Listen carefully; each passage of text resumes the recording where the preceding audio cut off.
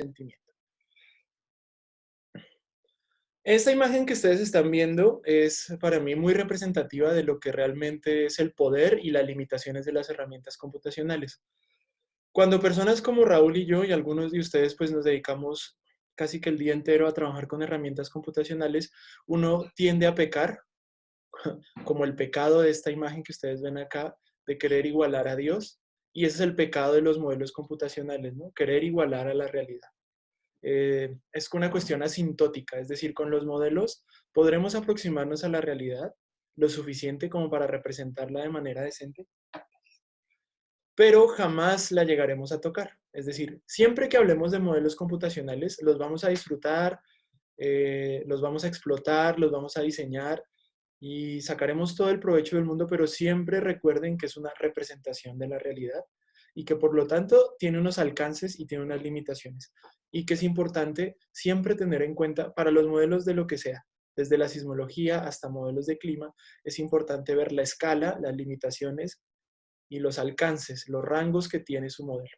Y siempre tenemos que tener, digamos, esa gota de humildad, porque después nos volvemos expertos en modelos computacionales y creemos que ya lo podemos resolver todo. Y a veces empezamos a hacer geoficción, pero pues no es lo que queremos que ocurra en este caso, ¿vale? Empecemos entonces con la pregunta, ¿qué es la computación? ¿Ustedes qué creen que es la computación? Es decir, lo primero que se les venga a la mente, lo que se les ocurra. ¿Qué entienden ustedes por computación? ¿Qué creen ustedes que es? ¿O qué piensan que podría ser? Manejo de programas. Puede ser un manejo de programas, muy bien. ¿Quién más tiene alguna otra idea? Tranquilos, las respuestas incorrectas vienen el día del examen. Hoy no hay respuestas incorrectas. Análisis de datos. Exacto, análisis de datos, muy bien. ¿Quién más tiene alguna otra idea de lo que puede ser la computación? Pues, creo por origen etimológico significa colocar algo y que ese algo se repita múltiples veces. Eso es algo muy importante de la computación, Ajá. repetir muchas veces una tarea que para el hombre quizás pudiera ser agotador hacerlo una y otra vez. Sería como medio frustrante. ¿Quién más tiene alguna otra idea ya como para terminar la lluvia de ideas de lo que podría ser la computación?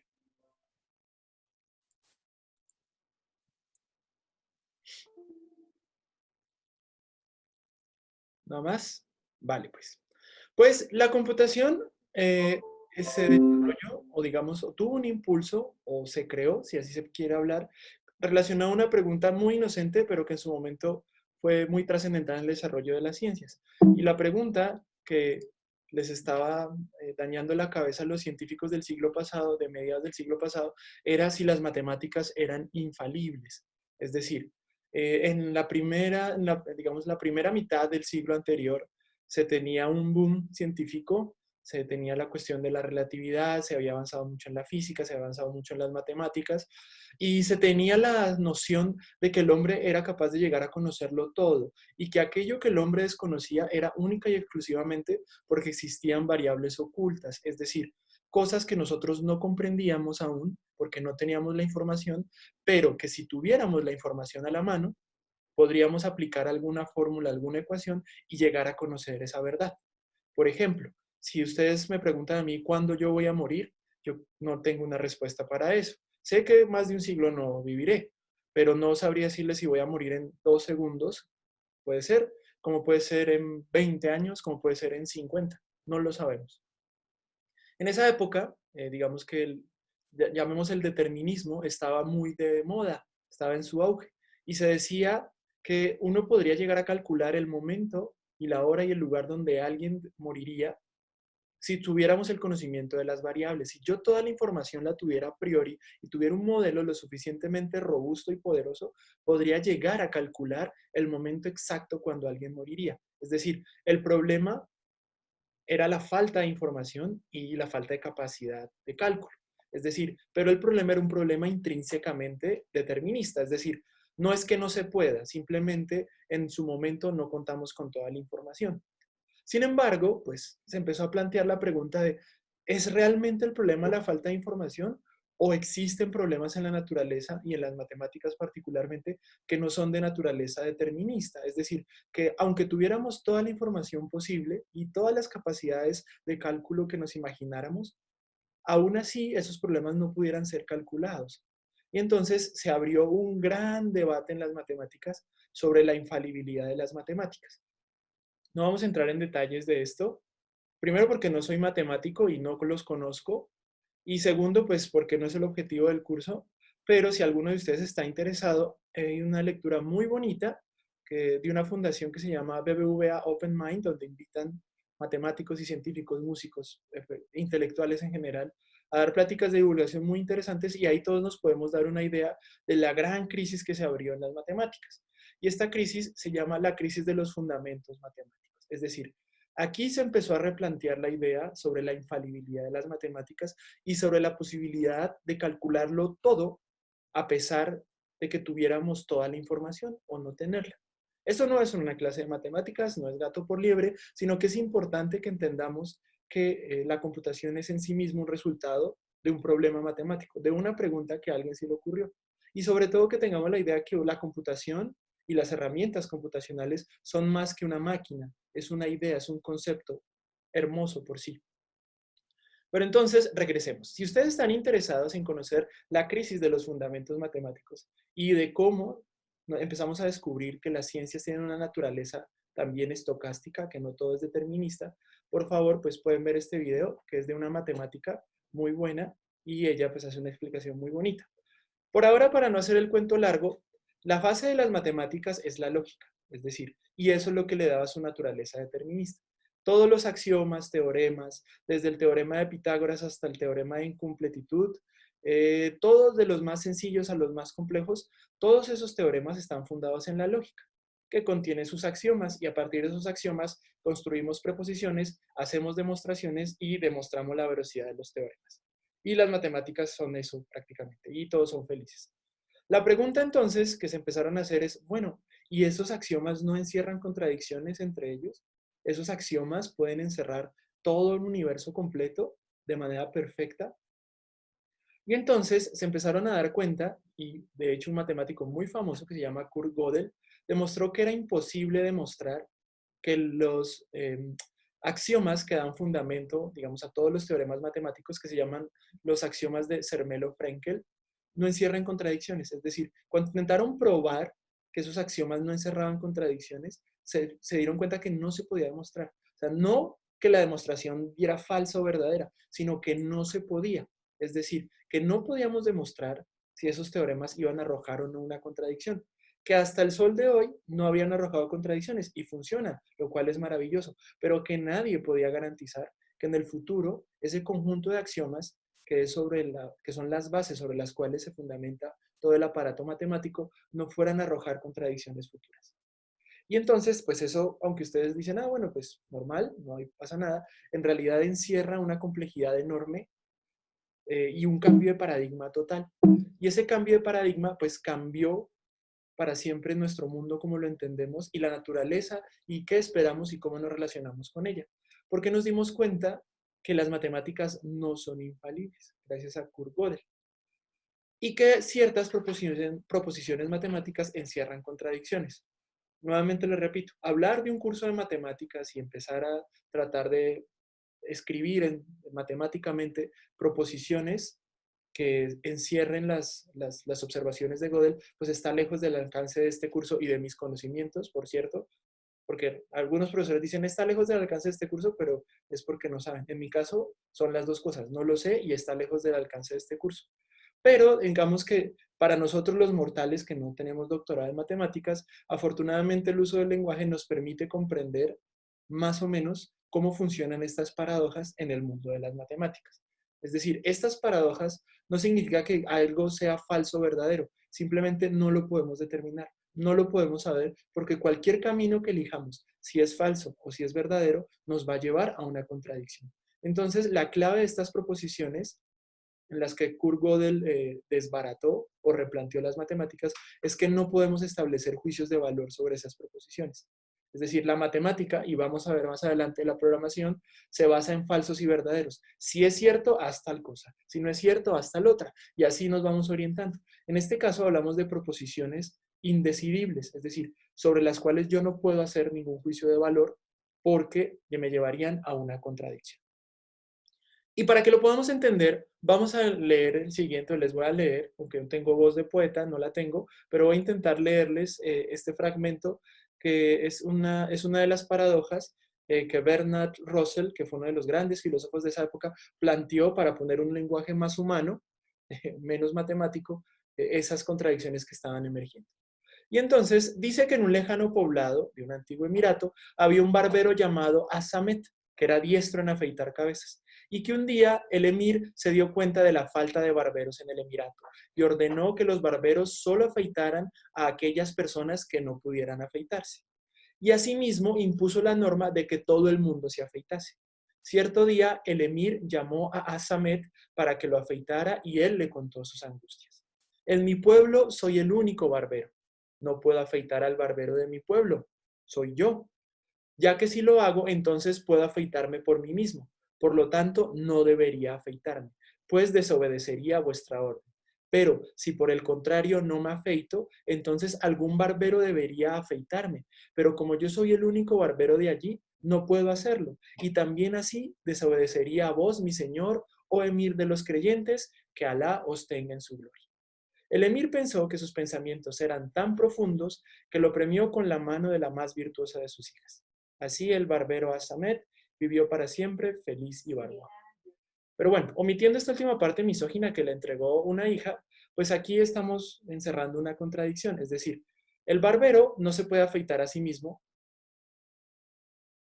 porque está prohibido, pero al mismo tiempo él es el único barbero del pueblo. Es decir, afeitan, si no se afeita, está incumpliendo la norma porque todos se deben afeitar.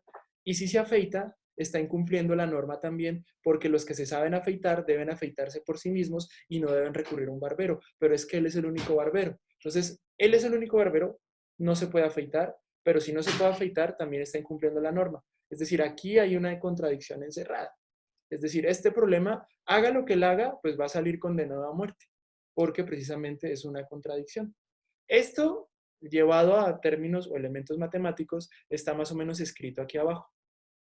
Entonces, esta es la idea, digamos, del cambio de paradigma que hubo en las matemáticas. Kurt Gödel encontró ciertas proposiciones en matemáticas que no pueden determinarse ni como falsas ni como verdaderas, porque sea cual sea el valor que le adjudiquemos, va a llevar una contradicción. Y entonces, esto cambió para siempre pues el mundo de las matemáticas y a partir de ahí es que empezó a crecer la semilla de la programación y ya veremos por qué. ¿Alguien todo hasta aquí bien? ¿Alguien tiene una duda o alguna pregunta sobre este concepto de las paradojas en matemáticas y las proposiciones indecidibles?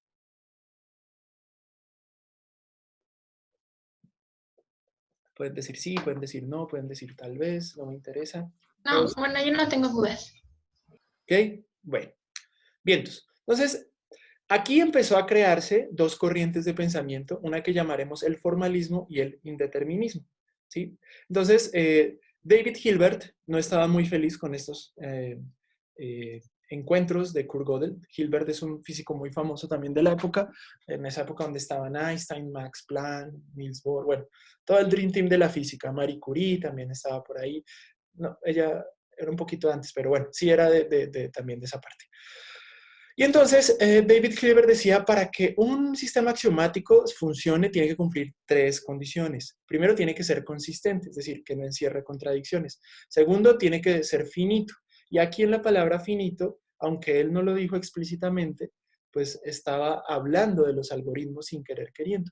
Porque la finitud de un problema significa que es programable, que lo puedo expresar a través de un algoritmo. Y que sea completo, es decir, que toda proposición que yo haga, perdón, tiene que adjudicársele un valor de falso verdadero. Y esto también está muy estrechamente relacionado con el desarrollo de los algoritmos. En cierta soberbia de no querer aceptar las ideas de Gödel, obviamente uno hace juicios de valor, ¿no? Pero pues uno en esa época ni siquiera tenía cómo opinar ahí, pero bueno, digamos que en cierta soberbia de Hilbert, él dijo, debemos saber y sabremos, porque él precisamente era de la corriente que les mencionaba hace unos minutos, de que no es que haya cosas que estén mal, o simplemente no tenemos la información necesaria. Y él creía que esas contradicciones se daban precisamente porque no teníamos información, pero que en un momento dado de la historia llegaríamos a alcanzar esa información y esas contradicciones quedarían resueltas. Es decir, él era una persona determinista 100% o formalista, como se le quiera llamar. Pero pues Gödel insistió, insistió e insistió y planteó el hecho de que las matemáticas no son infalibles. Él, siendo un matemático, se percató de que las matemáticas no son infalibles. Y la infalibilidad significa que no todo lo podemos demostrar matemáticamente. Y eso también se fue extendiendo en la física. Digamos que esa época de cambio iba de la mano de la física con una rama que se llama la mecánica cuántica. Y los problemas en mecánica cuántica también son problemas que se resuelven en términos de probabilidad muchas veces. Ahí la cuestión determinista muere un poco y empezamos a hablar de cuestiones estocásticas o probabilísticas. Entonces, fíjense que el pensamiento del hombre ya iba evolucionando para entender que hay cosas en el universo que no se pueden calcular exactamente, como calcular un eclipse, como calcular la vuelta de la Tierra al Sol, como calcular las fases de la Luna. No, hay, y no es porque no tengamos la información, es porque esa es la naturaleza íntima de las cosas. Para esa época se iba proponiendo una cosa que se llama el principio de incertidumbre de Heisenberg, donde él decía, si tú puedes conocer el momento, no puedes conocer la posición o viceversa. Pero era una cosa que a nosotros no nos cabía en la cabeza, o a los científicos de la época, porque era decir, hay cosas que por su naturaleza no las podemos conocer con certeza. No porque no tengamos la información, sino porque así es la naturaleza y así son la naturaleza de las cosas. Que la naturaleza sea como es, pues no nos debe sorprender porque la naturaleza no es como la nosotros querramos que sea, sino como debe ser. Sin embargo, era bastante interesante que en las matemáticas se encontrara esto también, porque ciertamente las matemáticas sí es un constructo humano, es decir, es una herramienta, es una ciencia que aunque intuitivamente los humanos la manejamos desde hace mucho tiempo, nutre a otras ciencias, pero es una construcción humana. Entonces, que esa misma construcción humana tuviera en el corazón, en su naturaleza, también esta cuestión estocástica y también falible o de fallar, pues era bastante interesante. Y de aquí, pues entonces llegamos a las proposiciones indecidibles. Y entonces, aquí tenemos algunos artículos ya en esa época se publicaba mucho en alemán también, estaba como de moda, pero pues digamos que el artículo principal de Gödel es sobre proposiciones formalmente indecidibles de principia matemática y sistemas relacionados. Y ahí empezó a plantear unos teoremas que se llaman los teoremas de incompletitud. Y que esos teoremas de incompletitud pues son los que encierran todo lo que les estoy mencionando. Es decir, para que un sistema no contenga contradicciones, existirán en él enunciados de los cuales no se puede afirmar si es falso o verdadero. Es decir, para que un sistema no encierre contradicciones, debe contener proposiciones indecidibles. Curiosamente, es decir, proposiciones que lleven a contradicciones a menos si yo les quiero adjudicar falso o verdadero. La frase típica que todos conocemos es, esta frase es falsa. Eso es una proposición indecidible, porque si yo digo que esta frase es falsa, es cierto que esta frase es falsa. Hay una contradicción. Entonces, ¿es cierto que es falso? O si yo digo, no, es falso, ¿qué es falso? Que esta frase es falsa. Entonces es verdadero, pero ¿qué es lo verdadero? Que esta frase es falsa. O sea, que es verdad, que es falso. Por lo tanto, es falso. Ah, pero es falso, que es falso, entonces es verdadero. Y así nos quedamos en un bucle sin salida porque lleva a contradicciones. Esa es la manera humana en la que los que no somos matemáticos y somos seres terrenales podemos comprender cómo funcionan estas cuestiones de los teoremas de incompletitud y de los enunciados que contienen contradicciones en sí mismos. ¿Está claro para ustedes eso por ahora? ¿Todo bien hasta acá? Sí, Vale. Entonces, ahora sí vamos a hablar de lo que vinimos, vamos, ¿no? Porque dirán, ¿y esto qué tiene que ver con los computadores? Pues muchísimo, porque estas ideas de Kurt Gödel fueron adoptadas por este gran científico que para mí es lo más de lo más, que se llama Alan Turing, que es el padre de la computación. Alan Turing era una persona que estaba muy convencida de los resultados que Kurt Gödel había publicado. Y él, con el ánimo de poder crear una máquina que pudiera determinar si un problema era indecidible o no, creó un concepto. Más que un objeto, es un concepto que se llama la máquina universal. Y en este caso decimos, no debemos saber y no sabremos, porque hay cosas que son íntimas de la naturaleza, si se quiere decir así, y no podemos acceder a ellas a través de juicios de valor, de falso y verdadero. Entonces, esta es la cuestión más interesante. La computadora surge como un concepto, como una idea de Turing que quería probar precisamente que hay problemas que no son computables, es decir, problemas que no se pueden resolver con falso y verdadero. Y curiosamente terminó creando una máquina, un concepto que todo lo resuelve de esa manera. Una computadora todo lo resuelve con falsos verdaderos, unos y ceros, es binario. Bueno, ahora hablan de la computación cuántica. Yo no sé mucho de eso. ¿Quién sabe este paradigma qué tanto irá a cambiar con la cuestión de la computación cuántica? Pero mientras eso ocurre, todas las máquinas que nosotros tenemos, desde el celular más chafa que yo tengo, hasta el último iPhone que ustedes tienen, hasta la computadora que yo tengo y la que ustedes tienen, todo se maneja con unos y ceros. ¿Sí? Es decir, todo lo que resuelven estas máquinas son problemas computables, es decir, están basados en proposiciones decidibles que no contienen contradicciones. Y curiosamente, Alan Turing era una persona que creía que había problemas indecidibles. Y al crear este concepto, él lo que quería probar era que había problemas que no eran así. Y terminó creando la máquina por excelencia o el concepto por excelencia que permite resolver problemas con proposiciones decidibles. Y eso pues lo que nosotros llamamos el problema de decisión. Entonces la máquina de Turing, más que una máquina, es una idea. Y de esa semilla de determinar qué problemas se pueden resolver y qué problemas no, algorítmicamente, es que nació la computación. Es decir, un computador más que un objeto es la materialización de una idea. Un computador es una idea. Todos los computadores en su esencia más primitiva son máquinas de Turing. Eso es lo que son. Resuelven problemas que pueden ser computables. Es decir, que se resuelven a través de decisiones de unos y ceros. Y todos los algoritmos que ustedes van a desarrollar de aquí al final del curso, pues son problemas que tienen esa naturaleza. Es decir, son proposiciones que pueden sobre ella arrojarse juicios de valor como falso y verdadero. Por ejemplo, uno de los primeros algoritmos que ustedes van a realizar en este curso va a ser un algoritmo que determine si un número es par o impar.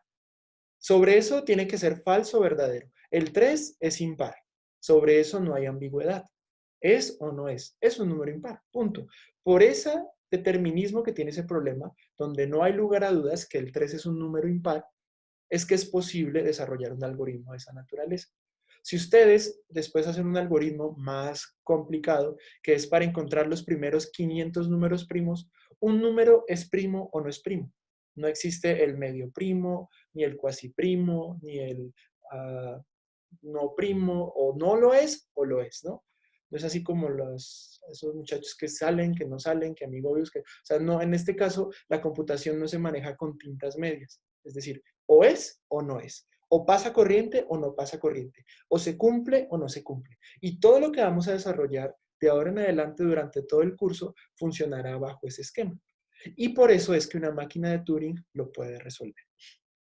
Entonces, desde el concepto que realizó Alan Turing hasta el día de hoy, su sueño se sigue materializando a través de las computadoras, porque todo sistema de computador, teléfono, celular, computadora, tablet, lo que se les ocurra, son máquinas de Turing. Eso es lo que es, son máquinas de Turing. Y la primer, digamos, objeto, después de los de Alan Turing, que se pudo llamar entre comillas formalmente una computadora, es esta, bueno, o de las primeras, es esta que se llama una Z1. Y como pueden ver, pues hasta el sol de hoy el tamaño se ha reducido considerablemente, que fue una máquina que se creó en Alemania entre 1936 y 37. Entonces, una de las cosas que nosotros tenemos que aprender para programar es la lógica booleana. De sí, no, and, if, or, bueno, eso lo veremos después. Lo importante ahora es que ustedes lleven en su corazón y en su mente que una computadora es mucho más que un objeto. Que detrás de esa máquina que ustedes ven ahí, que prenden para hacer su tesis, para ver el Facebook, para infinidad de cosas, hay una idea de un hombre que se llamó Alan Turing. Y la materialización de esa idea es la computación de la que hoy en día pues gozamos todos en todos los aspectos de nuestra vida, en todo momento, a cada instante. Por eso es que yo pues siento una profunda admiración por Alan Turing y su trabajo. Y ya viéndolo desde un punto de vista más humano, yo también siento una profunda empatía con él, porque Alan Turing fue una persona muy perseguida al final de sus vidas. ¿Ustedes han tenido la posibilidad de ver la película de Enigma que cuenta la vida y obra de él? ¿Alguien la ha podido ver? Código Enigma, ¿no? Ajá. ¿Alguien la ha podido ver? Sí, Sí, ok, algunos no la han visto. Bueno, para quienes no la han visto, les recomiendo mucho verla y para quienes la vieron, les recomiendo verla otra vez. Los que ya vieron ya saben, los que no, pues un poco de spoiler alert, pues porque es una cuestión biográfica. Eh, Alan Turing colaboró muchísimo con el ejército de los aliados en la Segunda Guerra Mundial para descifrar los códigos nazis y eso permitió tener una ventaja muy grande pues para el triunfo de la guerra de los aliados, es decir, jugó un papel determinante en la derrota de la Alemania nazi porque se podían descifrar sus códigos, ¿sí? Y pues la gratitud que le dio a él el ejército y el gobierno británico de la época, pues fue enviarlo a prisión porque era homosexual, por depravación y demás cosas. Y para salvarse de la cárcel, pues le ofrecieron un tratamiento, una castración química para curarlo de su homosexualidad, ¿sí? Obviamente, pues una cuestión absurda, ¿no? Desafortunadamente, pues en la época que él vivió, pues eso no era visto con el absurdo que sería visto ahora, aunque en algunos lugares del mundo sí, pero digamos que no hubiera sido sometido a eso. Desgraciadamente, él, por evitar ir a la cárcel, fue sometido a ese tratamiento químico y eso lo indujo a él en una profunda depresión, entre otras cosas, pues porque ese parte de ese tratamiento hormonal al que estaba sometido, pues le quitaba su libido sexual, pues no podía hacer libre uso de sus derechos sexuales y reproductivos. Los efectos secundarios que probablemente estaban poco estudiados, aparte de la humillación, la ingratitud que él probablemente sintió después de haberle servido a su país y que lo abandonaran de esa manera. El hecho es que al final de su vida, y eso es lo que no se sabe aún, se cree que o él bien se suicidó o bien se comió accidentalmente una manzana contaminada con cianuro y falleció. Y pues de ahí se presume que el símbolo de Apple pues es un homenaje a él, ¿no? Pero bueno, la cuestión acá pues es, tampoco podemos omitir la historia, así fue, es lamentable y cada vez que yo tengo la oportunidad de platicar de esto, pues siempre me gusta recordar y levantar la memoria de Alan Turing, que es el padre de la computación y de muchos, gracias a eso, de beneficios que nosotros tenemos como sociedad, gracias a las herramientas computacionales. ¿Vale? ¿Alguien tiene alguna duda o pregunta hasta ahora de cómo nació la computación como un concepto, una idea? O inclusive alguien tiene algún comentario.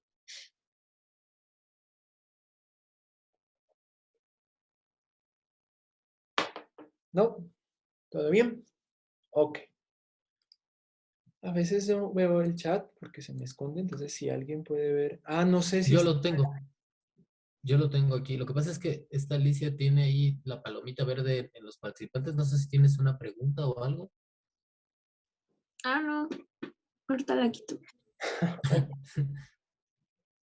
Bien, creo que no está Hasta, en hasta- Netflix, pero se llama... Sí, yo la vi. Yo me acuerdo que la vi en Netflix. Creo que sí está en Netflix. Voy a dejar de grabar. O en Prime. Entonces, como les decía, en Amazon Prime la pueden ver pagando sus cuentas de Amazon. Eh, Jeff Bezos se lo agradecerá. Sí es el dueño de Amazon, ¿verdad? Vale. Sí. Entonces, bien, terminada esta breve introducción, pues si una máquina puede resolver problemas que son problemas decidibles, es decir, un sí o no, pues obviamente ese es el lenguaje con el cual nosotros nos comunicamos con una computadora.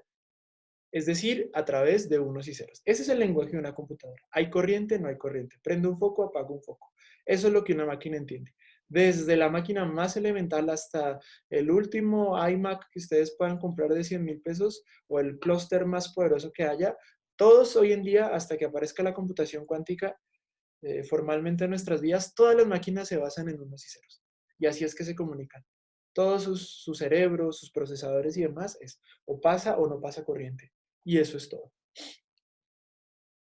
Obviamente, gracias a Dios, antes que nosotros han pasado otras personas que nos han ayudado a servir de traductores entre la máquina y nosotros, para que nosotros, nuestro teclado sea mucho más amplio que unos y ceros y un enter.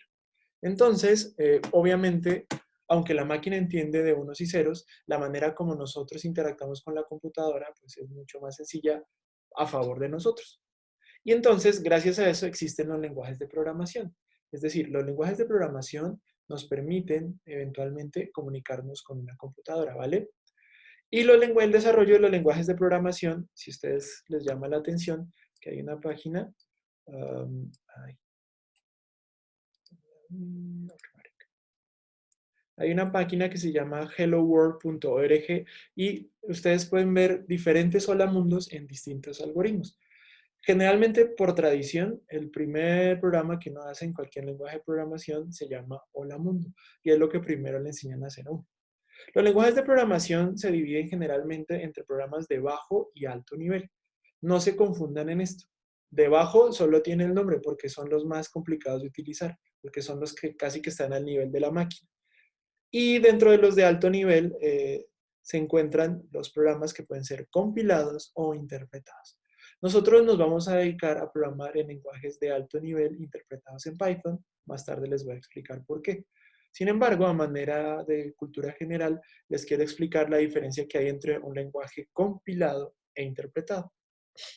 En los lenguajes compilados, por ejemplo, como Fortran, que lo veremos, no lo veremos, pero haremos algunos ejemplos, se crean ejecutables, es decir, cuando echamos o corremos el programa, que lo decimos así vulgarmente, se crean ejecutables, que son archivos binarios, que son, todos hemos trabajado con archivos binarios ejecutables, cuando hacen clic, clic en el Chrome y se abre una ventana, eso es un ejecutable, cuando se hacen clic, clic en Word y se abre el programa de Word, eso es un ejecutable, lo mismo en PowerPoint, cuando hacen clic, clic y abren, ustedes están ejecutando un archivo binario.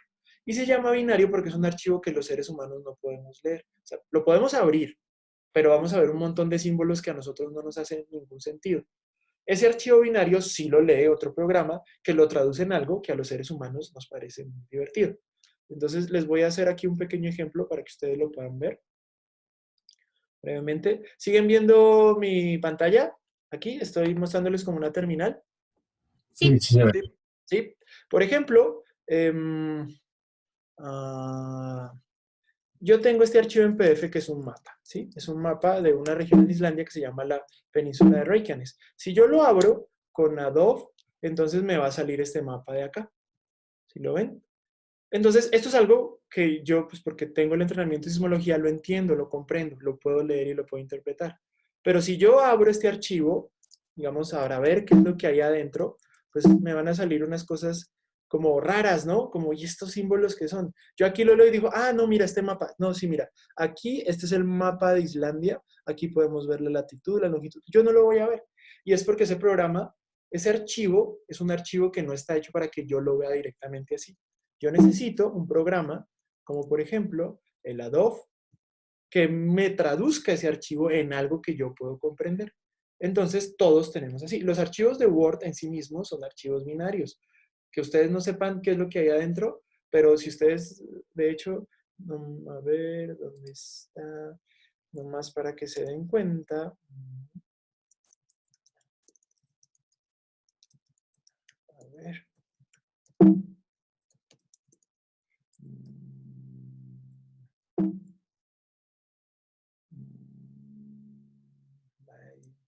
¿Dónde está esto? A ver.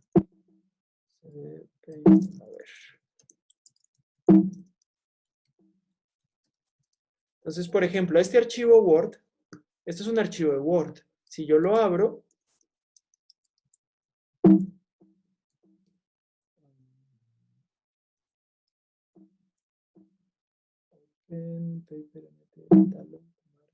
yes.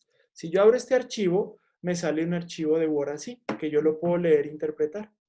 Pero para que yo pueda leer esto, el programa de Word tuvo que haber interpretado esto. Porque si yo lo abro así derecho,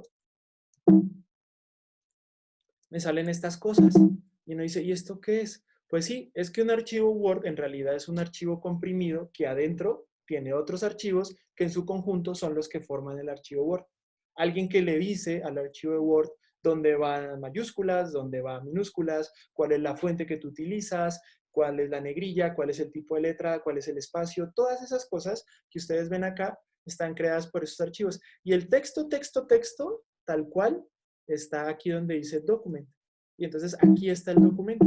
Y este documento está escrito de tal manera que no es para que nosotros lo leamos. Está escrito, digamos, de una forma que a nosotros no nos interesa leerlo porque eso lo lees el programa y le dice al programa, oye, esto va centrado, esto va a doble espacio, esto va en negrilla, esto va en itálica, etcétera, etcétera. Entonces, si algún día les pasa, que espero que no, porque es muy talachudo, que se les corrompa un archivo de Word, probablemente alguna de las subcarpetas que está comprimida en el punto docs se dañó y toca entrar a arreglar dónde está el daño. Alguna vez con mi esposa No se... lo hagan. Yo les recomiendo que eso nunca lo hagan, sale peor.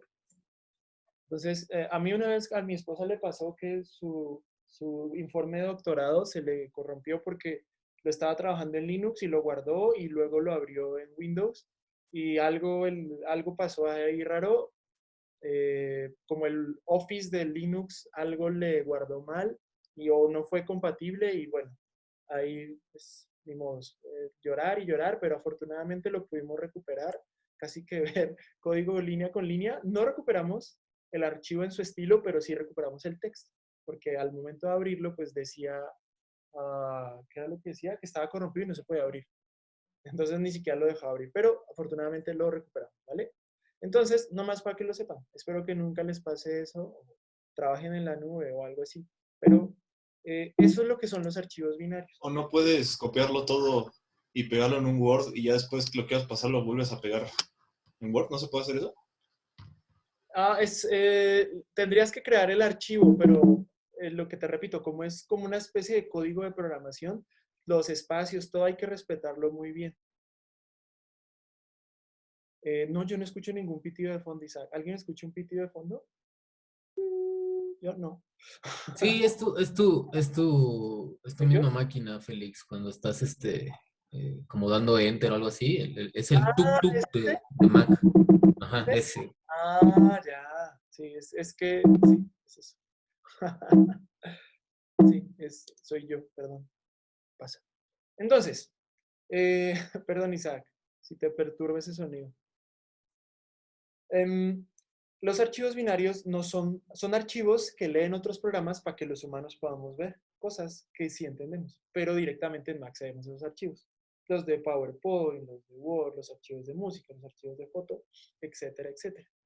Hay unos archivos de texto, que es de texto plano, que por ejemplo, esos sí son para que nosotros lo leamos.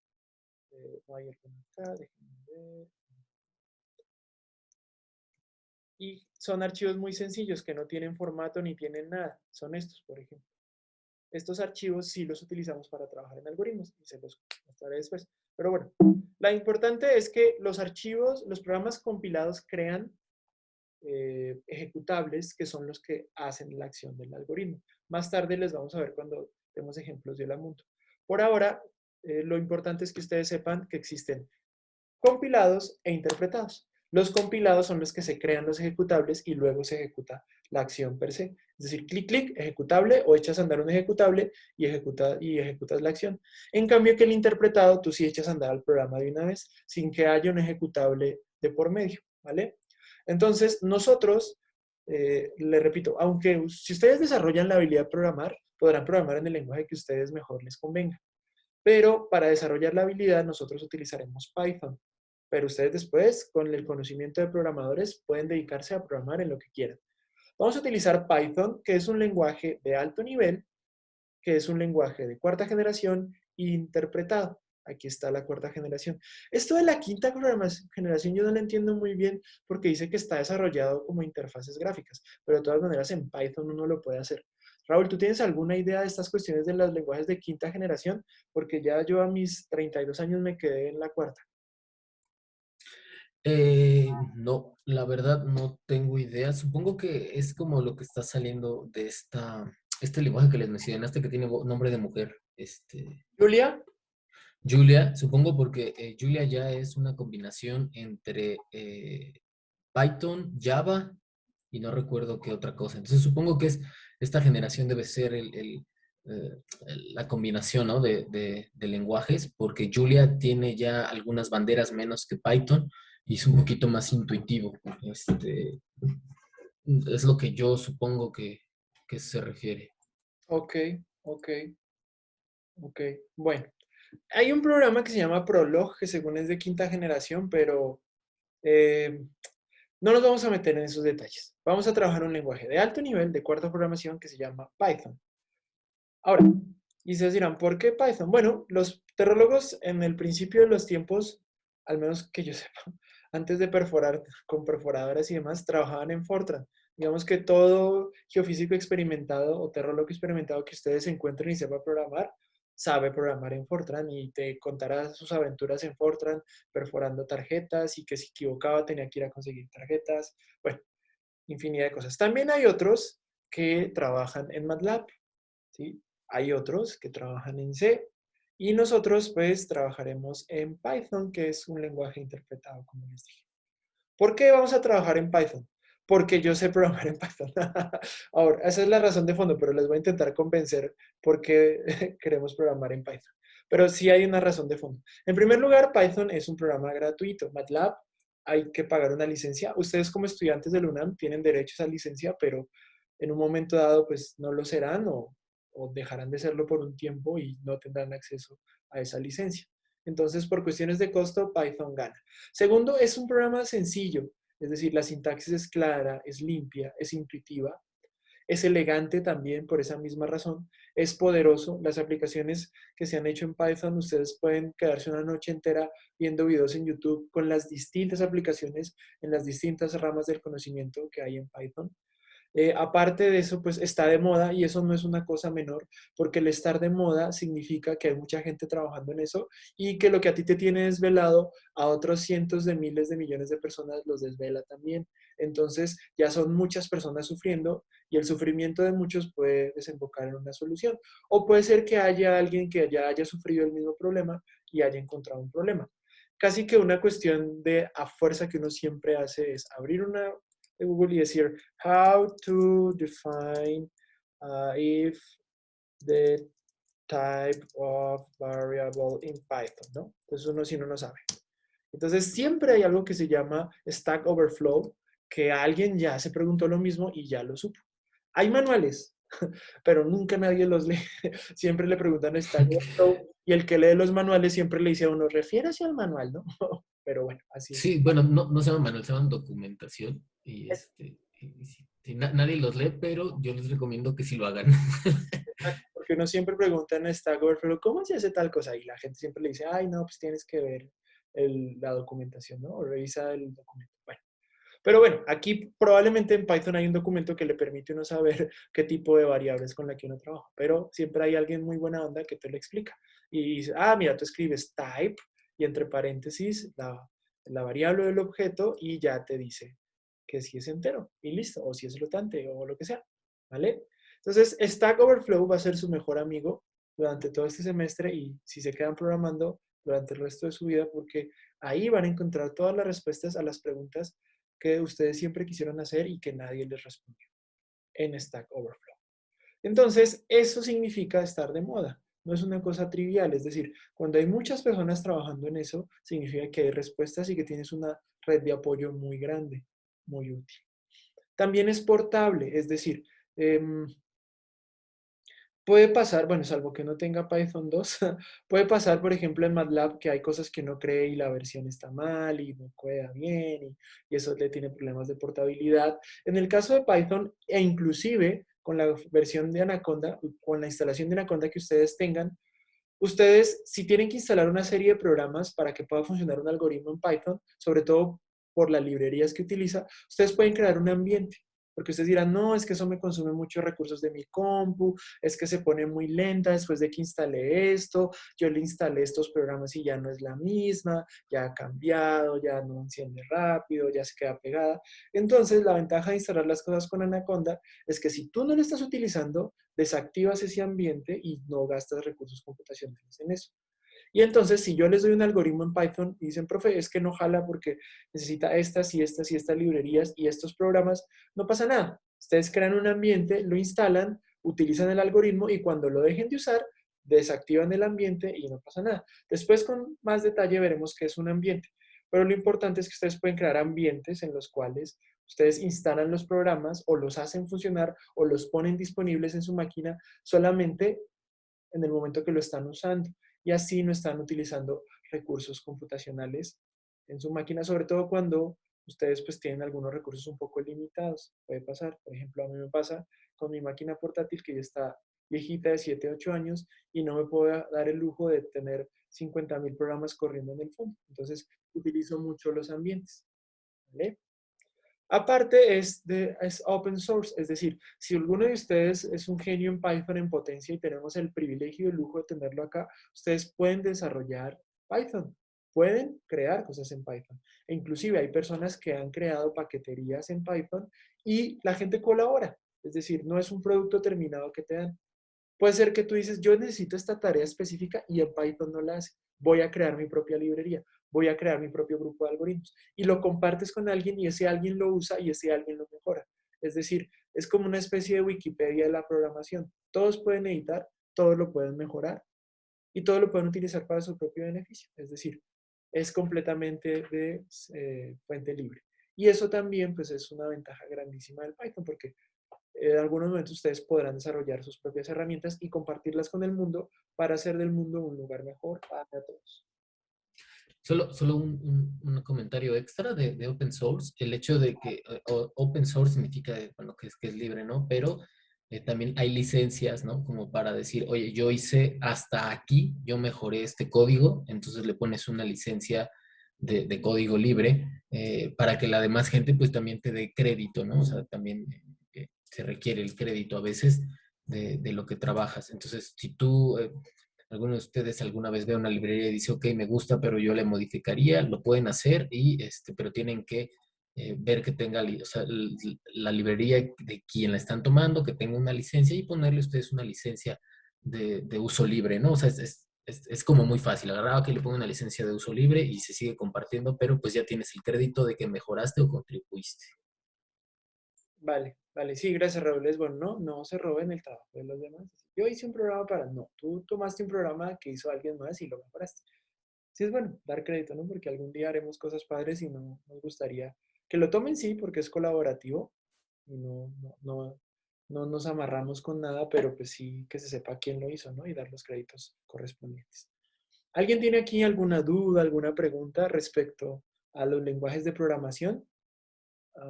Los tipos de lenguaje, el Python que vamos a utilizar o el origen de la computación en sí mismo. ¿Alguien tiene alguna duda, pregunta, comentario, queja, reclamo, sugerencia, donación? ¿No? Perfecto. Si no es así, entonces pues ahora viene la pregunta del millón y es, ¿y por qué los terrólogos programamos? Es decir, ¿qué es lo que a los terrólogos nos hace programar o por qué a los terrólogos nos gusta programar? ¿O por qué deberíamos nosotros programar? ¿Sí? Entonces, esa es la pregunta que vamos a responder ahora. Y en parte es para modelar, ¿vale? Entonces, antes de empezar, voy a ir por un vaso de agua. Entonces, denme un minutito y ya regreso.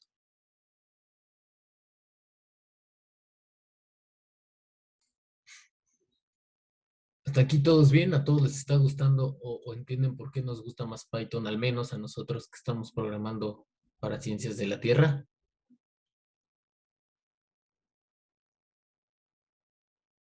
Bueno, pues esperemos que les guste y que se hagan tan fans de Python como nosotros lo hemos hecho.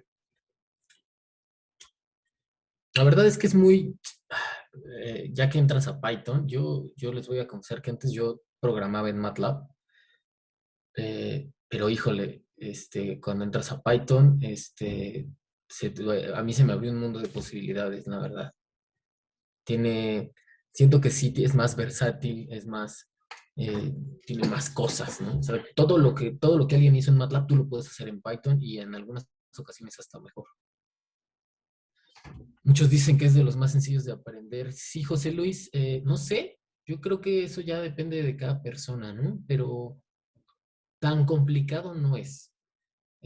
Justamente como dice Pablo, sí es intuitivo, ya que sabes, digamos, las bases de Python y pues también tienes la ventaja de que tus dudas van a estar siempre, o sea, si a ti algo tú no puedes hacerlo, alguien ya le pasó y alguien ya se lo respondió en internet, ¿no? También hay foros de otros lenguajes, o sea, si tú también tienes problemas de C, de MATLAB, de Java, también hay foros, ¿no? De todo eso, pero la comunidad de Python ha crecido bastante en los últimos años. Entonces, bueno, pues esperemos que sí todos le agarren el gusto. Dicen que si aprendes Python, que los demás lenguajes están más en corto trabajarlos. Sí, de hecho, como te decía Julia, que es un lenguaje de programación que está surgiendo nuevo, está basado un poco en Python y en Java. Entonces, sí vaya, te da como esos elementos, ¿no? Incluso si no saben ustedes C es como uno de los lenguajes más viejos y más usados para muchas cosas. Y de repente ves un programa en C sabiendo Python, ¿tienes alguna idea? Tiene algunas similitudes. Ya, síguele, Félix. Sí, ya esto parece una reunión de grupo de apoyo de programadores anónimos. Ahorita que dijiste que programabas en MATLAB, estás como, mi nombre es Félix y yo confieso que programaba en MATLAB. Llevo 3 años sin usar MATLAB. Llevo 3 años sin usar MATLAB, me mantengo sobrio y no he dejado el Python. Bueno, no, o sea, mucha gente no le gusta MATLAB, pero es decir, yo digamos que no procuro no satanizar otros lenguajes de programación, porque a fin de cuentas el que es martillo en cualquier lado ve clavos, dice el refrán.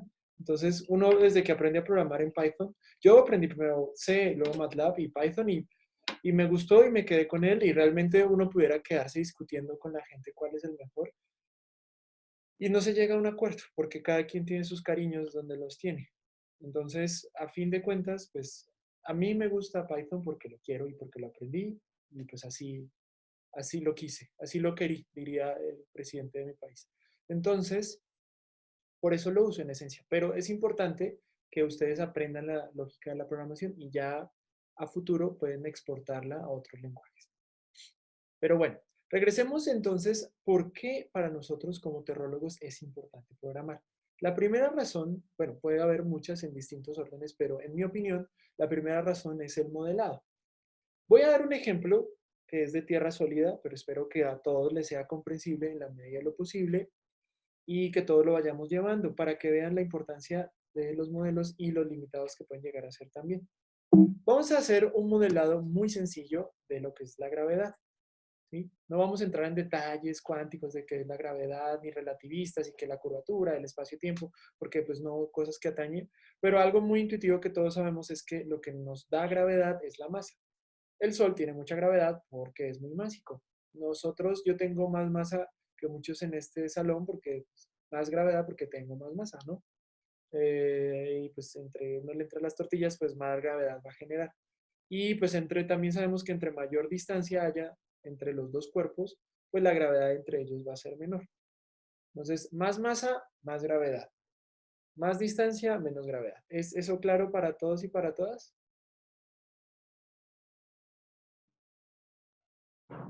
Perfecto. Sí, Y hay una función muy sencilla que nos permite hacer ese cálculo que se llama la ley de gravitación universal, que es muy sencilla, por eso les digo, no se me vayan a espantar. Solamente lo quiero mostrar como ejemplo. Esta es una constante que se llama la constante de Cavendish. Este M1 y M2 son las masas y esta R es la distancia al cuadrado. Entre más grande sea una masa o la otra, pues en el sistema va a haber más fuerza de gravedad. Y entre mayor sea la distancia que los aleja, pues menor va a ser, porque está en el denominador. Algunos detalles interesantes que son como preguntas con trampa es que, en primer lugar, aquí yo estoy considerando una masa puntual. Esa palabra puntual significa que yo no estoy adjudicándole propiedades geométricas a esa masa. Es un punto con una masa. No me importa la forma, ni el tamaño, ni nada. Solamente la masa que tiene.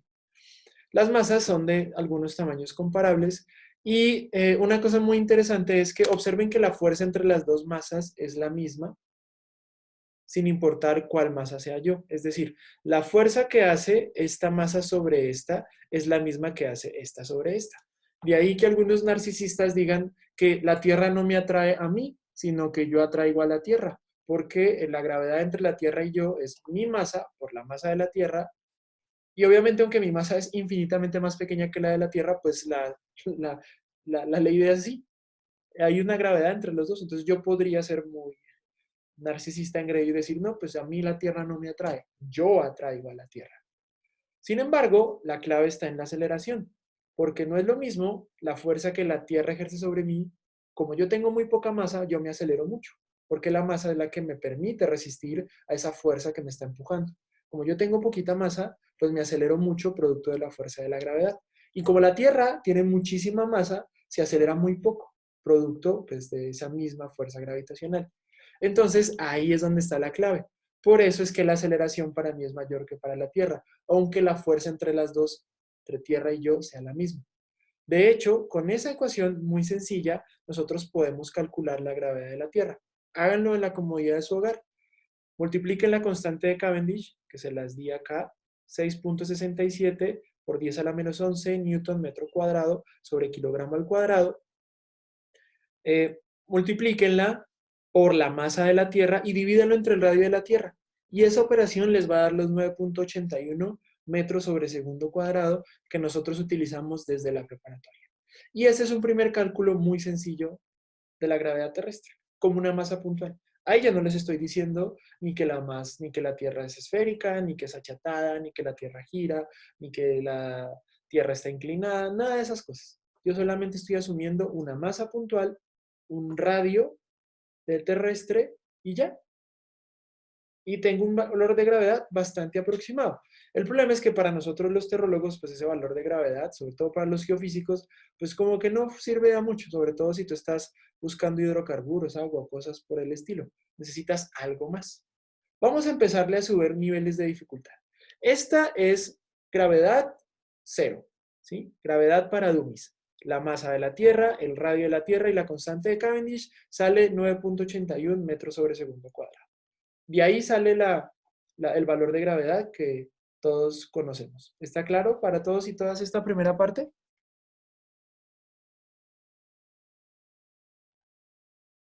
Sí, está claro. Perfecto. Ahora vamos a agregarle una pizquita más de dificultad y vamos a entrarle duro a los integrales. Ustedes ya vieron matemáticas para las ciencias de la Tierra 10 y los que recursaron pues vieron hasta 20. Entonces esto no debe ser nada complicado para ustedes. ¿Qué pasa si yo no considero la Tierra como una masa puntual, sino que tiene una geometría? Y asumo que esa geometría es esférica. Ah, pues ahí cambian las cosas. Ya no puedo hacer la multiplicación sencilla que yo hacía antes, sino que tengo que hacer una integral que va desde el centro de la Tierra hasta el radio de la Tierra. Y cuando hago esa integración, me sale esta ecuación. Entonces, ahí ya encuentro una función más que un valor constante. No voy a entrar en detalles de cómo se hace esta integral. Es una integral muy sencilla, de 1 sobre r al cuadrado. Entonces, no tiene mayor gracia. Pero bueno, la pueden intentar hacer si quieren. Entonces, ahí ya tengo dos gravedades. La primera gravedad, la que calculé con una masa puntual, que va desde la superficie de la Tierra hasta el espacio, y la segunda, que va desde el centro de la Tierra hasta su superficie, que nos dice que la gravedad crece linealmente. Entonces, si yo estoy en el centro de la Tierra, mi gravedad va a ser nula. No significa que la presión lo sea, la gravedad. Y entonces voy a subir hacia la superficie terrestre y mi gravedad va a alcanzar un máximo, que alcanzaría en la superficie. Y de ahí en adelante mi gravedad se reduce. Por eso, pues es que los astronautas flotan, ¿no? O tienen menos gravidez porque están a cierta distancia que esta misma ecuación predice el decaimiento. Ahí ya tengo una ecuación mucho más completa.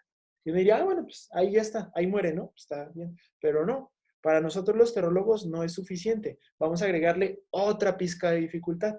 Y es que resulta que la Tierra rota. Para los que no lo sabían, la Tierra rota, tenemos día y tenemos noche. Y esa rotación de la Tierra produce una fuerza para nosotros ficticia que se llama una fuerza centrífuga, que le decimos ficticia porque aparece en marcos de referencia no inerciales, es decir, sistemas que están acelerados.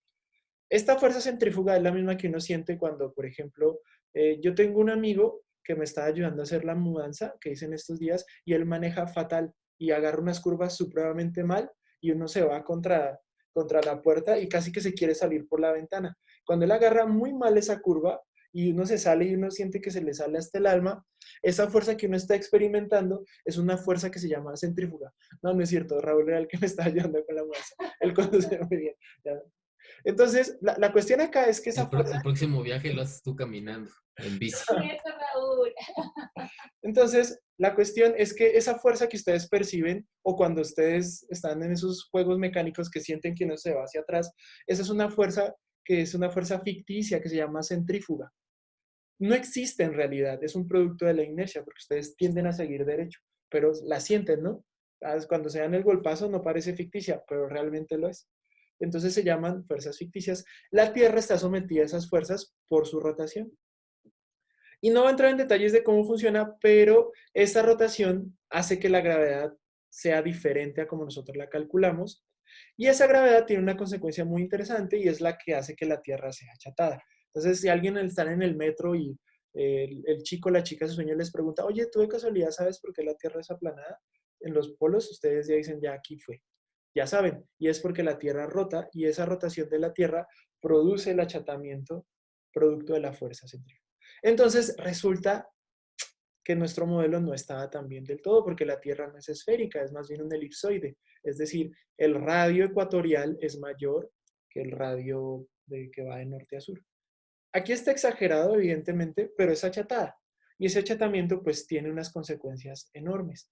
Entonces ya no tengo que hacer el cálculo sobre una esfera, sino sobre un elipsoide que rota. Y entonces ahí ya a los físicos se les empieza a poner los pelos de punta y a decir, este es mi mero mole, porque empiezan a meter jacobianos, empiezan a meter aproximaciones, series y demás, y empiezan a calcular, ahora sí, cosas chidas. Y aparecen cosas que se llaman los momentos de inercia, que las personas, las bailarinas de ballet, por ejemplo, lo conocen mucho. O si ustedes tienen una silla de oficina y empiezan a dar vueltas y extienden los brazos y se dan cuenta que la silla se detiene, es porque su momento de inercia aumenta. Y si se recogen, es que su momento de inercia disminuye.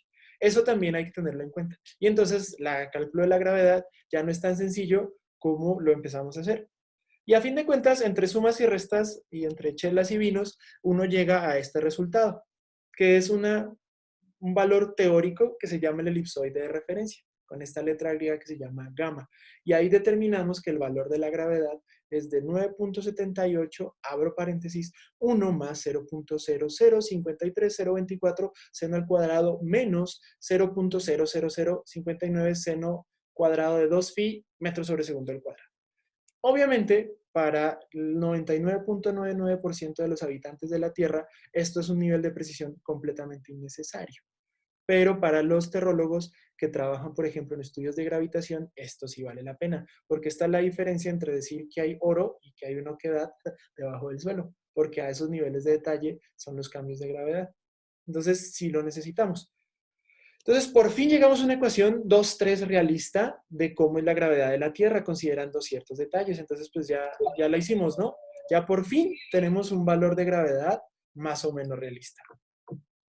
El problema es que se nos olvidó un pequeño detalle, y es que la masa de la Tierra no está distribuida homogéneamente. Es decir, no es un elipsoide perfecto, sino que tiene masas que están distribuidas de manera heterogénea a lo largo de la Tierra.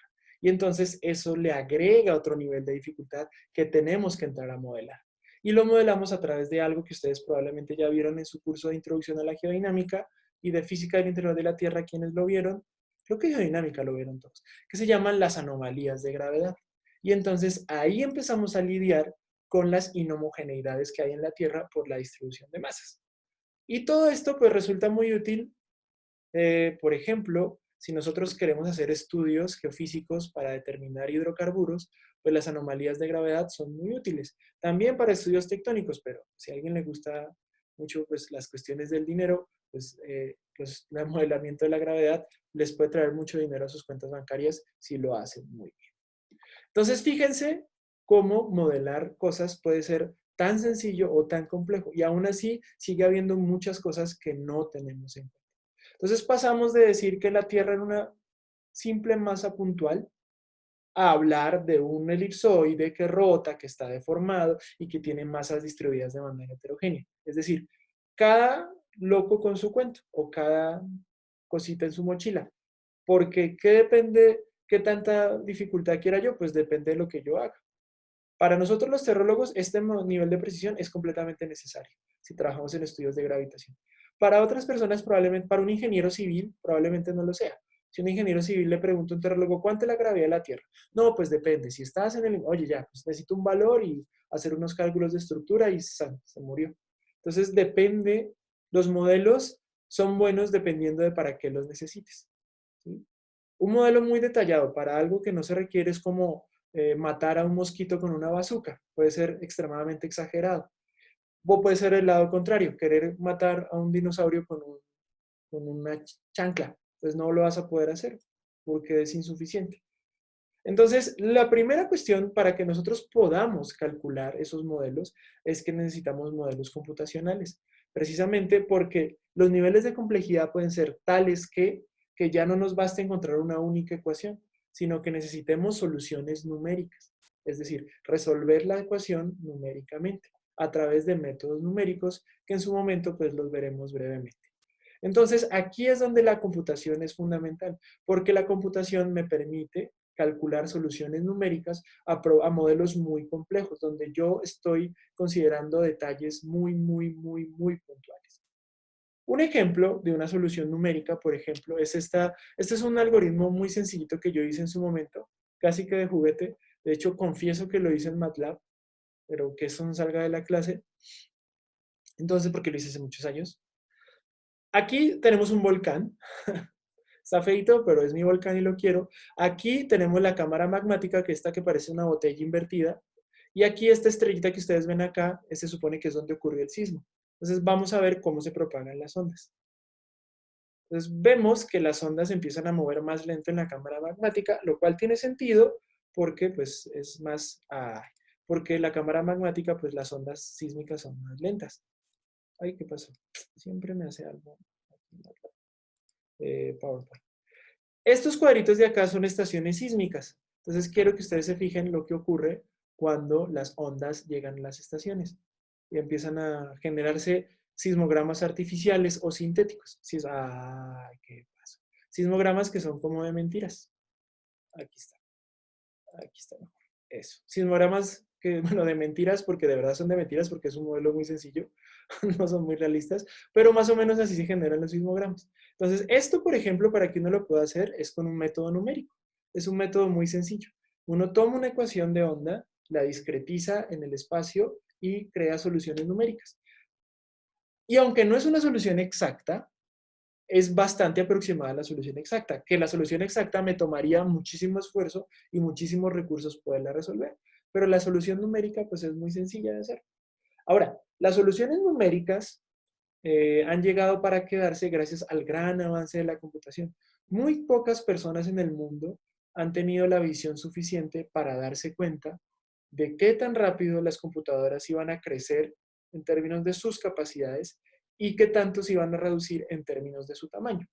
Esta revista que ustedes ven aquí es una revista muy famosa que se llama Popular Mechanics y esta es una publicación del año de 1949 y dice que los computadores en el futuro no pesarán más que 1.500 kilogramos. Podríamos decir que la revista acertó, porque de hecho mi computadora pesa menos que 1.500 kilogramos. Pero aquí lo importante es darse cuenta que para ellos era un super logro que una computadora pesara menos que un coche. Y eso era un avance, pero ahorita estamos en computadoras que te caben en la palma de la mano. Entonces vean cómo es de interesante el avance que ha tenido la computación y la rapidez con que los computadores avanzan. Tanto así que una computadora ya después de 10 años, ya inclusive menos, ya estás pensando quizás en cambiarla, salvo que tenga la flexibilidad de instalarle más memoria RAM, más disco duro, pero casi que una computadora con la misma memoria RAM no te dura 3, 4 años. Le tienes que estar aumentando la memoria, le tienes que estar aumentando el disco duro, porque la computación avanza a un ritmo muy vertiginoso. Y tanto así, pues la capacidad de nosotros de poder resolver problemas de manera numérica. Para que ustedes se hagan una idea de lo tanto que ha avanzado la velocidad en la computación o la velocidad de cómputo, una de las primeras máquinas que existió, la máquina ENIAC o la Harvard Mark II, su velocidad era de un cálculo por segundo por computadora. Esto que ustedes ven en el eje vertical, perdón, es la capacidad de cómputo en número de cálculos por segundo. Una suma, por ejemplo.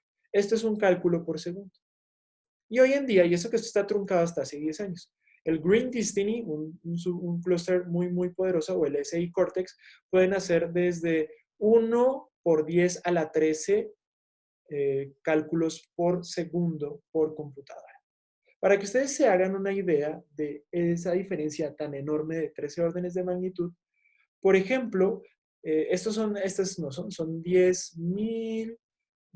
billones de operaciones, billones de los de español, ¿no? Porque los billones gringos son otros. Para que ustedes se hagan una idea, si una máquina ENIAC hiciera un cálculo que a una supercomputadora actual como estas le tomara un segundo hacer. Es decir, si ustedes le entregan una tarea a la Green Destiny y ella se tarda un segundo en ejecutar esa tarea, a la ENIAC le tomaría 317.000 años en ejecutarla. Es decir, una tarea como calcular el estado del tiempo, que es algo rutinario que hacen las supercomputadoras, si lo llegara a hacer en un segundo, a la ENIAC le tomaría tantos años como el tiempo que el hombre lleva aproximadamente en la Tierra. Es decir, imagínense desde el primer Homo sapiens que surgió, bueno, que se cree, la época que surgió, hasta el día de hoy, ese es el tiempo que a la ENIAC le tomaría hacer un cálculo que a una supercomputadora hoy en día le tomaría apenas un segundo. De ese tamaño estamos hablando que ha avanzado la capacidad de cómputo. Ahora viene entonces la segunda razón. Ya espero que les haya convencido con que ustedes deben aprender a programar para aprender a hacer modelos, pero no necesariamente. Es decir, puede ser que por el quehacer de algunos terrólogos, su fuerte o su objetivo no sea realizar modelos. Pero lo que sí sabemos es que cada día hay muchos más datos. El aumento en la capacidad de cómputo nos ha llevado a que existan cada vez más y más y más y más datos. Y eso sí es una realidad innegable. Al nosotros tener más y más y más datos, pues ya manualmente no podemos procesar esa información y ya Excel quizás se nos quede un poco corto. Para que ustedes se hagan una idea de cómo ha avanzado esto, por ejemplo, aquí les tengo una imagen de la sismicidad en Alberta, en Canadá. ¿Por qué la puse en Alberta? Porque fue la primera que encontré. Hubiera puesto una de México, pero bueno, eso se cumple para todos los países. La sismicidad en Alberta hasta el año 1900, desde 1965 al presente. Y quiero que vean cómo la sismicidad ha aumentado. Entonces les pregunto a ustedes, ¿ustedes creen que realmente algo pasó en la Tierra desde el año 2005, que de repente empezó a haber más sismos y que la sismicidad en Canadá aumentó? ¿Qué será que habrá pasado en Canadá? ¿Creen que algo está pasando en el interior de la Tierra que ha hecho que la cantidad de sismos aumente de manera vertiginosa? No, solo hay más registros sísmicos actualmente. Exactamente. Muy bien. No, Ding, ding, ding, ding, ding. pase por su premio. Cada vez tenemos, los sismómetros son los oídos de los sismólogos y entre más instrumentos tengamos instalados, pues mayor capacidad vamos a tener de registro. Entonces, hoy desafortunadamente, bueno, no es, es desafortunado el uso que se le da, no la herramienta en sí. Hoy en día todos estamos conectados y entonces en Twitter siempre sale, no, es que antes no temblaba así. Y cada vez que el Servicio Sismológico Nacional aquí en México reporta algún evento sísmico o el reporte de sismicidad mensual o semanal, no, es que antes temblaba menos, ahora tiembla más, bueno. Y entonces tengo que entrar a explicarle, no, señor, es que ahora, o señor, no, es que ahora, joven, jovencita, niño, niña, ahora tenemos más instrumentos. Y como hay más instrumentos, nuestra sensibilidad para registrar sismos ha aumentado. Para poder hacer una comparación justa de la cantidad de sismicidad, tendríamos que hacerlo con sismos muy grandes, que quizás no hayan pasado inadvertidos. Por ejemplo, la cantidad de sismos mayores a 7 que ha registrado México en los últimos 50 años. Probablemente con los instrumentos de hace 50 años no vamos a pasar desapercibido un sismo de 7, ¿verdad? Ni hoy en día. Pero si hacemos un conteo, por ejemplo, los sismos de magnitud 1, pues es muy probable que en 1950, Raúl, que trabaja con sismicidad histórica, nos puede confirmar que en 1950 no hubo sismos de magnitud 1, ¿verdad, Raúl? No registrados. No registrados, exacto. Probablemente sí los hubo, y muchísimos, pero pues no hay registros de eso. Ahora, si hay de 7, sí, ¿no, Raúl? Yo creo que de 7 sí está el registro completo, ¿verdad? De todo el mundo. De todo el mundo, ¿cierto? Entonces, y si es de 8, ni qué decir, y si es de 9, pues solo 2. O 3. Solo dos. Solo dos, de hecho. Yo voy a contar los sismos de 9 y ustedes cuentan los de 1, ¿vale? Entonces, y como ya verán, bueno, ustedes lo han de saber por cursos que han tomado de Ciencias de la Tierra, que la sismicidad aumenta de manera exponencial. Es decir, la cantidad de sismos de 5 es, no, es muchísimo más grande que la de 6 y así es, pero exponencialmente, ¿vale? Entonces, tenemos muchos datos, muchos datos everywhere. Y entonces, ¿cómo los vamos a procesar a mano? Inclusive, con las herramientas de programación que ustedes van a ver en este semestre, se verían cortos para procesar esos datos. Porque ya es muy difícil para el mismo hombre inclusive interpretarlos, porque es mucha información. Entonces, estamos acudiendo a técnicas de Machine Learning. o de aprendizaje de máquina, para que la máquina no solo se encargue de procesarlos, sino de interpretarlos y darnos un diagnóstico preliminar sobre el cual nosotros trabajemos. Porque es tal la cantidad de información que inclusive aunque la máquina los procesara, el solo hecho de interpretar sería trabajoso para el ser humano. Y por eso es que, digamos, ahora, si ustedes se quedan el siguiente semestre, van a ver el siguiente paso de ser un programador 10 puntos, que es aprender técnicas de aprendizaje de máquina. Pero, pues, para casarse hay que ser novio primero, entonces hay que pasar por este semestre primero, aprender muy bien a programar y ya después van a poder hacer con todas las de la ley, como dicen en mi tierra, el machine learning. Entonces, ¿por qué debemos programar los terrólogos? Primero, para modelar. Y si tú no modelas, por lo menos para procesar grandes cantidades de datos. Que eso sí a todos nos atañe. Terrólogo que no trabaja con datos, pues es como una tortilla sin comal. Todos necesitamos datos para poder hacer nuestro trabajo. Y si los datos son abrumadoramente enormes, pues no le podemos hacer el quite a la programación o al menos a las herramientas computacionales para poderlos procesar. ¿Vale? ¿Alguien tiene alguna pregunta aquí y ahora, en este momento? ¿Alguna duda o comentario?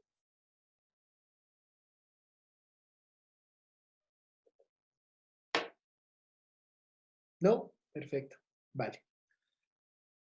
Entonces, a manera de resumen, diremos que una computadora, más que una máquina, es un concepto, una idea, es decir, una máquina de turing. Es un concepto, más que el aparato físico. También hemos visto hoy que los lenguajes de programación nos permiten comunicarnos con las computadoras, darles instrucciones, y tenemos 5 generaciones de lenguajes, que van desde el bajo al alto nivel, y que también pueden ser interpretados o compilados. En el caso de Python, ¿alguien se acuerda qué generación es? Cuarta generación, ¿no? Exacto. ¿Y es compilado o interpretado? Interpretado. Exactamente. Es un lenguaje de alto nivel, compil e interpretado de cuarta generación. ¿Vale? Ya vimos o les intenté vender la idea de por qué tenemos que programar en Python, pero repito, aquí no discriminamos a nadie, a todos nos caen mal por igual. No, no es cierto. Es decir, aquí no discriminamos a nadie que, ay, no, profe, yo no quiero aprender en Python, sino MATLAB. Está bien, adelante. Pero pues, eso sí te advertimos que pues el curso lo vamos a dar en Python, pero en la medida de nuestras limitaciones podremos darte algún apoyo con MATLAB. Si es en R, también, también es otro lenguaje muy poderoso. Yo no lo conozco, o sea, tomé alguna vez algún curso, pero muy por encima. Quizá Raúl lo conozca un poco más y les podrá ayudar, pero si ustedes ya tienen vuelo en R, pues más bien es que ustedes nos enseñen a nosotros. Y por último, vimos por qué debemos programar los terrólogos. ¿Vale? Y pues quiero finalizar nuevamente con esta gráfica, qué insulto el mío, con esta obra de arte. ¿Sí? Recuerden siempre que los modelos siempre serán modelos. Nos encantan los modelos porque representan la realidad, pero siempre va a haber una pequeña distancia insalvable entre lo que es el modelo y lo que es la realidad. Y un modelado adecuado significa que yo elija de manera propia las variables o los parámetros del modelo o que yo elija qué es de lo que la realidad yo quiero ver. Y así me evito complicarme más de la cuenta, pero tampoco lo sobresimplifico el problema tanto que mi modelo no va a ser capaz de reproducir absolutamente nada. Entonces, recuerden, siempre los modelos van a ser una interpretación limitada de la realidad. El problema es que nosotros lo podamos hacer adecuadamente. ¿Sí? El problema no es que los modelos sean imprecisos, sino que las imprecisiones que tengan sean tolerables para nuestro problema, porque no son cosas que estamos modelando. ¿Vale, chicos?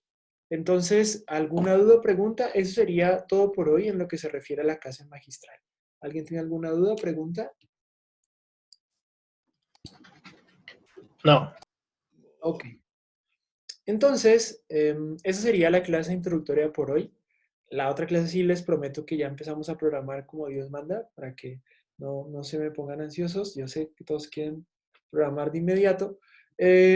Entonces, lo que vamos a hacer ahora es tomarnos un pequeño receso. 10, 15 minuticos, son 10:34, a las 10:45 podemos volver.